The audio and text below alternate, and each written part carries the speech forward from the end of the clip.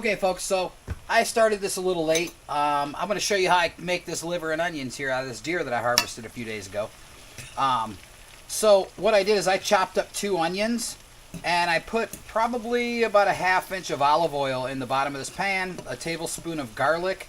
I use this Markham steak and chop seasoning. I also I use plain breadcrumbs. The Italian style breadcrumbs are really good too, but I like to add my own seasoning, so I use this steak and chop. You can get this from Save-A-Lot, and you can pick this up at any grocery store. You can use whatever kind of breadcrumbs you want, seasoned, unseasoned. You can use your own seasonings. But what I did is I chopped up 2 big onions, and the reason I use so much oil in here with these is because I almost want to deep fry these onions. They'll get a little crispy after they dry. They won't be so soggy. And you can see they're browning up just fine in the bottom of this pan. But I just keep moving them around. It'll froth up on you. The whole reason I'm doing this is because I want that oniony, garlicky goodness in this oil whenever I fry this liver in it. So let me finish it frying these onions up here. I'll get them set off to the side, and then I'll show you how I prepped up my liver and how we're going to bread them and how we're going to cook them. So stay tuned. Let me get these onions done. Okay, folks, so my onions are just about done here. You can see they're getting brown, and they're going to be amazing. I love cooking onions this way because they will retain a little bit of crispiness. So what I'll do here is just to let some of the oil drain, I'll put them in this colander inside a bowl so that way they can just drain off some of the excess oil that's on here. They're super good this way because they have those little crispy edges on them, but yet they're still a soft onion as you're eating it with your liver and onions. But man, they are super duper good this way. So let me get all these onions out of here and into my colander here, and then I'll show you how I process this liver and how I'm going to batter it up or put breadcrumbs on it. I'm sorry, I'm not making a batter for it. But let me get these out of the pan, and then I'll show you how I prepared the liver and how we're going to bread them and how we're going to fry them. So stay tuned. Okay, folks, so here's the liver that I got out of the deer a few days ago.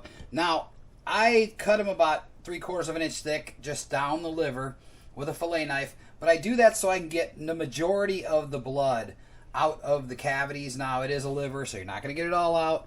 But what I'll do is I have a little bit of water in this bowl. It's not egg wash. I'm just using water because I only want it to be lightly breaded. So I take my piece, I put it in my breadcrumbs, toss it around a little bit here. Make sure that I get the breadcrumbs all over it. Sometimes I'll take a dry hand, and I'll pat the breadcrumbs down on it or whatever. But what you're trying to do is you're just trying to lightly bread it. You don't want to over bread it because the breading will come off. And then right into the oil. Then that's it. Another piece. We're just doing it real quick. And it's just to get a light coating. I don't want it to be all breaded. Tried it breaded with an egg wash and it just burns and it gets horrible. So, alright, let me fry the rest of this up and then I'll come back with the finished results. But that's it. I'm just doing water on my wash for my breading here. See, because I see how nicely it sticks. It sticks just fine. It's not like you need to have an egg wash on it because you really don't want to have a fried breadcrumb crust or almost like a batter on this. You just want it to be lightly breaded, and then you put it in your oil, and it takes a little bit to cook, but I found this is the best way to do it. So you can still have a little bit of flavor with the breadcrumbs that you're using on the outside, but you're not burning it by getting it all caked up on there, and you're just trying to get some breadcrumb crust on there. So let me get the rest of this in the oil and we'll fry it up, and I'll plate it up and show you what it looks like. Alright, stay tuned. Okay, folks, you can see I turned some of these. I didn't turn this one yet just because it's not ready. When you start seeing blood come through the top of it, you'll know that the other side, you see how nice that is, that nice little light breading on top of there? Boy, this is going to be fantastic. I love deer liver. Love deer liver. I love deer liver. Good stuff, man. We don't waste usually anything whenever we hunt. I mean, I have the heart in there too, and I'll show you how to prepare that and grill that up maybe if I just don't eat it, because I really want to eat that heart. The heart actually has like a turkey gizzard consistency. It's more of a tougher meat, but man, it is really, really good for you. All right, well, let me finish cooking this and I'll plate it up. Talk to you soon. Okay, folks, so we got our liver cooking here. What I want to show you is I use a meat thermometer. You want your liver to be an internal temperature of at least 160 degrees. You see, we're at 170 now, so that's good. That's the thickest piece of liver. You may still see a little blood coming out of it. That's 180. Okay, these are ready to come out now. You know, let's see here. What do we got on this one? 170, 173. Okay, make sure you don't poke this through and touch the bottom of your pan, because it'll jump up like you wouldn't believe. Just stick that tip of that thing right into the meat, right where you need it. 170 is perfect. That means it killed any of the bacteria in there. So I'm going to pull these now. So let me plate these up here. Ooh, nummies. Good stuff, man. Like, it's going to be a medium, so you're going to have a little bit of blood. That's okay, though. As long as you get it to that 160 or 70 degrees centigrade if you're watching in an area that uses the metric system. But, you know, we're here in the U.S., so we use the imperial system. So, let's get these out of this oil. Oh, boy. Look at this, man. This is something else, dude. I'm telling you. And we can kill this. Onions look superb, man. They are perfect. A little bit of crisp and little kind of burnt, but still soft. Man, and you just set this right over here and put your onions all on top. Just like this. Don't forget to get them little dark pieces in there, them little crispies.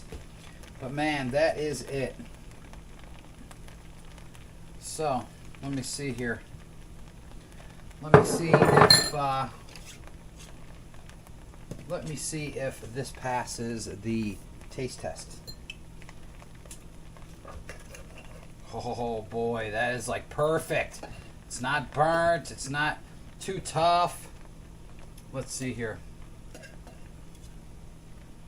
Oh, we got to get some more onions on there. I'm not even left-handed. I'm trying to eat with my left hand for video's sake. I can't even eat left-handed, so. All right, well, let's see here. Let's see.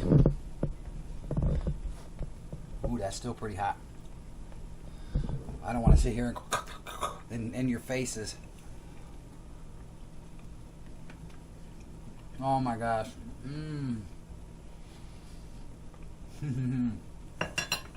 It's absolutely marvelous stuff.